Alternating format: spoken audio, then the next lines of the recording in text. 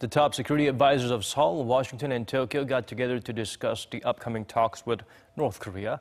Kwon Jang-ho has the highlights from the latest in a number of meetings held in preparations for the historic summits.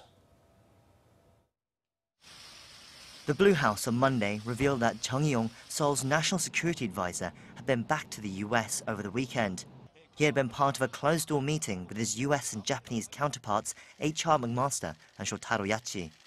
Over 2 days, they were said to have discussed the denuclearization of the Korean Peninsula, as well as how to coordinate efforts in preparing for the landmark Inter-Korean Summit in April and the U.S. North Korea Summit in May. The spokesperson said that the three advisors also agreed to, quote, not repeat their past failures.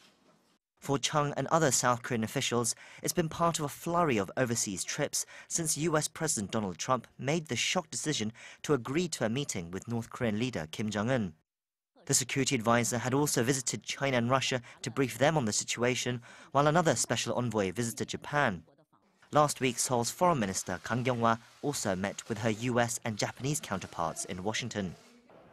North Korean officials have been busy with trips as well. Pyongyang's Deputy Director General for North Korean Affairs, Che Kang-il, has arrived in Helsinki, Finland, where he's slated to meet with former government officials and academics from South Korea and the US.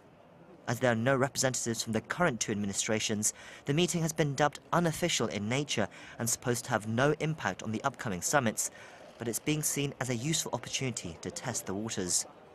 It also comes on the back of a meeting between North Korea and Sweden's foreign ministers, which concluded after 3 days of talks on Saturday. Although not explicitly stated, they are thought to have talked about the U.S. North Korea talks, as well as the possible release of Americans detained in Pyongyang. With only a few weeks to go before the potentially historic summits, all parties are scrambling to prepare, and more trips and meetings are expected ahead. Kwon Jang-ho, Arirang News.